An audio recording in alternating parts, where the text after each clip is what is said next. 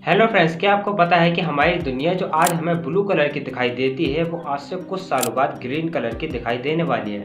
और ऐसा मेरा कहना नहीं बल्कि नासा की एक्वा सैटेलाइट ने अपने 20 साल के डाटा से हमें ये बताया है कि हमारी दुनिया के जो 56% ओशियन है उनका कलर ब्लू से ग्रीन शिफ्ट हो गया है।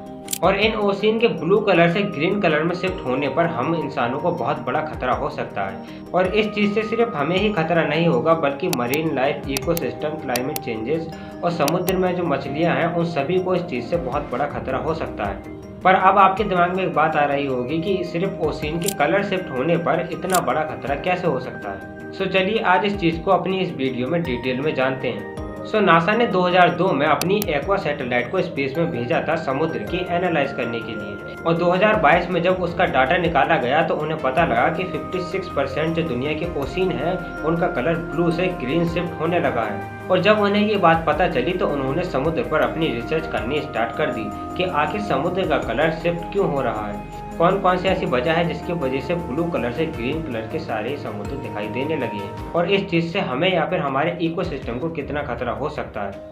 और जब उन्होंने इस चीज़ पर रिसर्च करनी स्टार्ट करी तो उन्हें कुछ बहुत ही अजीबोगरीब चीज़ें मिली और इनकी रीज़न के बारे में भी पता चला। तो सबसे पहला जो रीज़न है जो ओशियन के कलर को ब्लू से ग्रीन में शिफ्ट करता है वो फिटोप्लैंक्टन को बताया गया। और ये फिटोप्लैंक्टन समुद्र का एक बहुत ही अहम हिस्सा है जिस पर समुद्र के ज़्यादातर जीव निर्भर करते हैं। चलिए इस फिटोप्लैंक्टन के बारे में थोड़ा जान लेते हैं। फिटोप्लैंक्टन का जो काम होता है वो समुद्र में फोटोसिंथेसिस को करना होता है।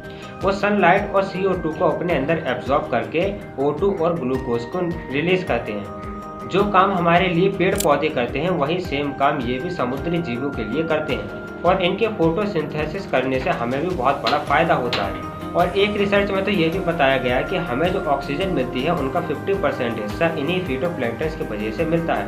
अब आपको थोड़ा आइडिया लग गया होगा कि फिटोप्लैंक्टन हमारे लिए कितने महत्वपूर्ण है। और इन फिटोप्लैंक्टन में क्लोरोफिल की मात्रा भी होती है जो इन्हें ग्रीन कलर का बनाती है। और इसीलिए समुद्र जो है हमें ग्रीन कलर के दिखाई दे रहे हैं क्योंकि इनकी मात्रा पिछले कुछ सालों में बहुत ज़्यादा बढ़ गई है, जिस वजह से समुद्र का जो कलर है वो ब्लू से ग्रीन में शिफ्ट होने लगा है। और समुद्र के ज़्यादातर जीव इन्हीं फिटोप्लैंक्टन पर निर्भर करते हैं और पूरे मरीन लाइफ के लिए इतनी ज़्यादा महत्वपूर्ण है, तो इनके बढ़ने से हमें क्या खतरा हो सकता है। ये बात तो आपने बहुत जगह पढ़ी होगी और सुनी भी होगी कि किसी चीज़ का हद से ज़्यादा बढ़ जाना या फिर हद से ज़्यादा घट जाना सभी के लिए बहुत ज़्यादा खतरा बन जाता है। इस केस में भी वही सेम चीज़ हो रही है। अगर बहुत ज़्यादा फिटोप्लैंक्टन बढ़ जाएंगे तो मछलियों की तादाद भी उसी हिसाब से बढ़ने लगेगी, क्योंकि जितने ज़्यादा फिटोप्लैंक्टन होंगे उतना ही ज़्यादा मछलियों को उनका आहार मिलेगा और उसी हिसाब से उनकी जनसंख्या भी बढ़ती चली जाएगी। और इन फिटोप्लैंक्टन की कुछ और जातियां भी होती हैं जिन्हें एल्गल ब्लूम्स कहते हैं। अगर फिटोप्लैंक्टन की संख्या बढ़ेगी तो एल्गल ब्लूम की भी संख्या बढ़ेगी। और फिटोप्लैंक्टन से इतना खतरा हो या ना, पर इन एल्गल ब्लूम से हमें बहुत ज़्यादा खतरा हो सकता है। चलिए इस एल्गल ब्लूम के बारे में जान लेते हैं। साइंटिस्टों ने दूसरा रीजन एल्गल ब्लूम्स को बताया है जो समुद्र के इस कलर शिफ्टिंग में अपना महत्वपूर्ण हिस्सा निभाते हैं।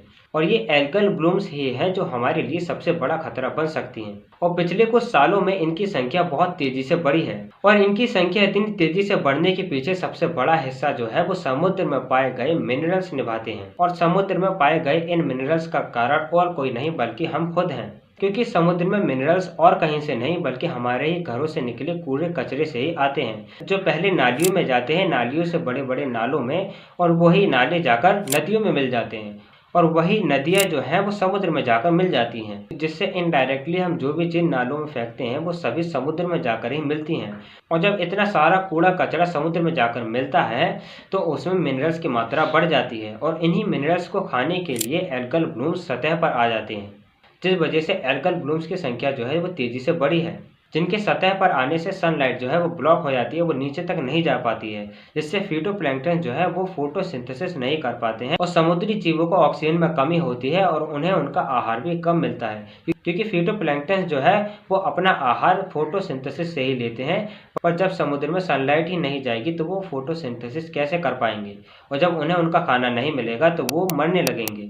और अगर फिटोप्लैंक्टन की संख्या कम होगी तो इनडायरेक्टली मछलियों की संख्या भी कम होगी, क्योंकि दोनों ही एक दूसरे पर डिपेंडेंट होते हैं।